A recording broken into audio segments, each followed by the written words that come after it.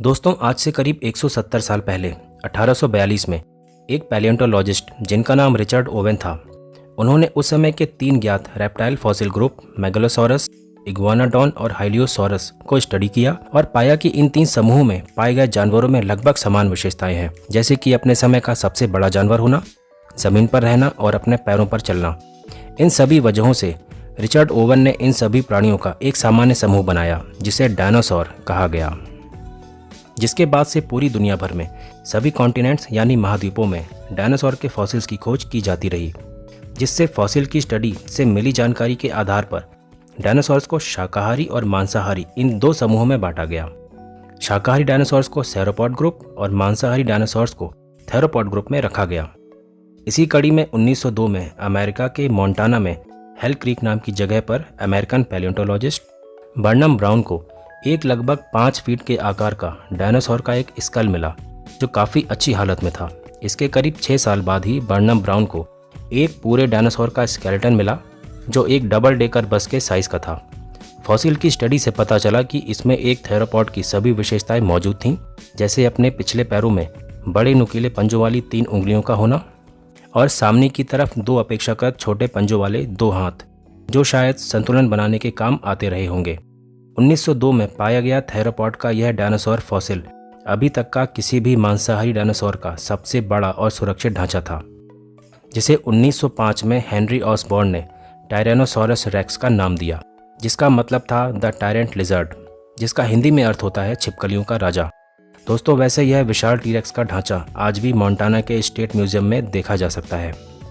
T-Rex आकार में 13 से 14 मीटर लंबा, 4 से 5 मीटर ऊंचा और वजन में 7 से 8 टन तक भारी हुआ करता था। एक पूरा वयस्क टीरेक्स आज के जिराफ से भी अधिक ऊंचा हो सकता था। इसके जबड़े काफ़ी बड़े आकार के और चाकू जैसे नुकीले दांतों से लैस थे, जिनकी लंबाई 10 इंच तक पाई गई है। हालांकि इतने बड़े दांत होने के बावजूद भी टीरेक्स अपने शिकार को चबा नहीं सकता था, इसीलिए ये अपने शिकार को पूरा निगल जाते थे। टीरेक्स अपने समय यानी क्रिटेशियस और लेट क्रिटेशियस काल में फूड चेन में सबसे टॉप पर था।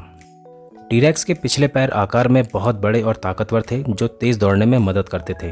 वैसे कुछ वैज्ञानिकों का मानना है कि टीरेक्स 30 से 32 मील प्रति घंटे की रफ्तार से दौड़ सकता था, जबकि कुछ वैज्ञानिक ये भी अनुमान लगाते हैं कि टीरेक्स अपने भारी वजन के कारण दौड़ ही नहीं सकते थे।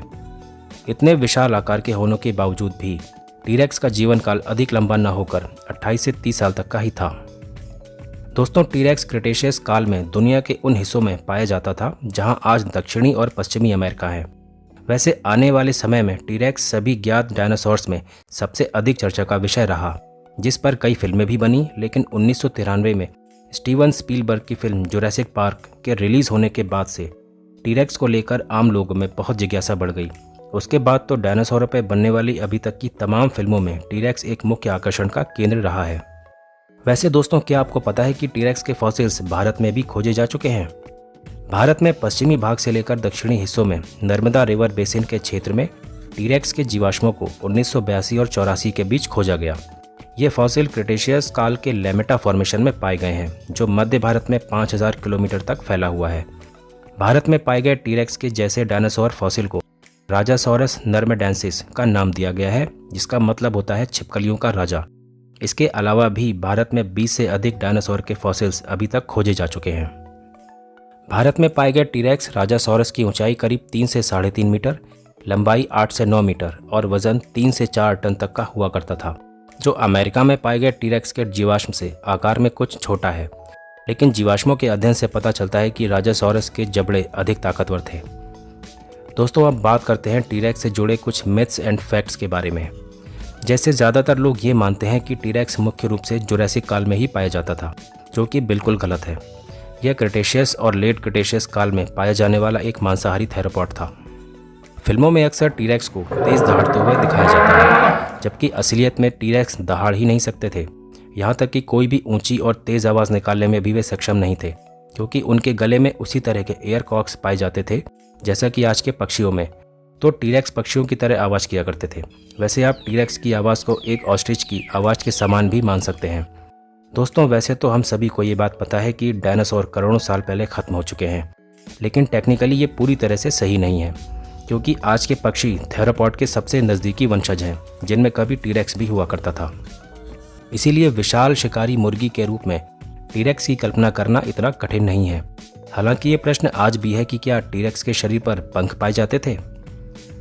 तो दोस्तों, इस तरह से यह कहना गलत नहीं होगा कि डायनासोर अभी पूरी तरह से खत्म नहीं हुए हैं, बल्कि वे इवॉल्व होकर आज भी हमारे बीच मौजूद हैं।